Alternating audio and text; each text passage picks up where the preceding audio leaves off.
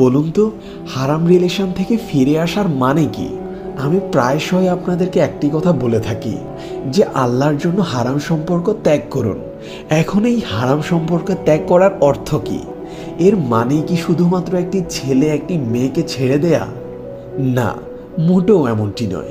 বরং হারাম সম্পর্ক ত্যাগ করার আরেকটি মানে এটিও হতে পারে, তারা উভয়ই এই হারাম সম্পর্কটিকে বিয়ের মাধ্যমে হালালে রূপান্তরিত করতে পারে।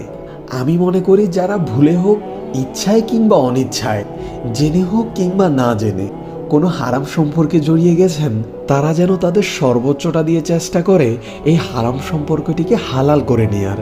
সোজা কথায় হারাম রিলেশন থেকে ফিরে আসার মানে এটাও হতে পারে যে দুজনেই বিয়ে করে সম্পর্কটিকে হালাল করে নিবে, অতীতের পাপ থেকে তাওবা করে ভুলের বালুচর থেকে বের হয়ে একটি পবিত্র সম্পর্ক শুরু করা। শুধুমাত্র একে অন্যকে পরিত্যাগ করে আলাদা হয়ে যাওয়াটাই হারাম রিলেশন ছেড়ে দেওয়া না। অথচ এই আলোচনাটা থাকে আমাদের মাঝে সর্বদাই অনুপস্থিত। এর মানে এই না যে আমি হারাম সম্পর্ক করতে উৎসাহিত করছি। নিশ্চয় হারাম সম্পর্ক সর্বোচ্চ নিকৃষ্টতম একটি কাজ।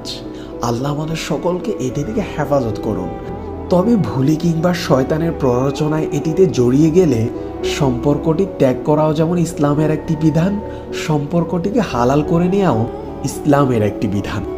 যাই হোক, এখানে আরও একটি বিষয় ক্লিয়ার করি, হারাম রিলেশন করে পালিয়ে বিয়ে করাটা কোনো সমাধান হতে পারে না, বরঞ্চ এটি সম্পূর্ণরূপে ইসলামের বহির্ভূত একটি কাজ। হারাম সম্পর্কটিকে হালাল করতে হলে অবশ্যই মাতা পিতার অনুমতি সাপেক্ষে বিয়ে করতে হবে। তাই নিজের সর্বোচ্চটা দিয়ে মাতা পিতাকে ম্যানেজ করে তারপরেই বিয়েটা করতে হবে, অন্যথায় কোনোভাবেই বিয়ে করা বৈধ হবে না। যদিও এই বিষয়ে ইসলামিক স্কলারদের মধ্যে কিছু কিছু মতভেদ রয়েছে, তবে বেশিরভাগ স্কলারই বলেছেন মাতা পিতার অনুমতি ছাড়া বিয়ে হবে না। তাই বি কেয়ারফুল, হারাম সম্পর্ক থেকে বেঁচে থাকুন।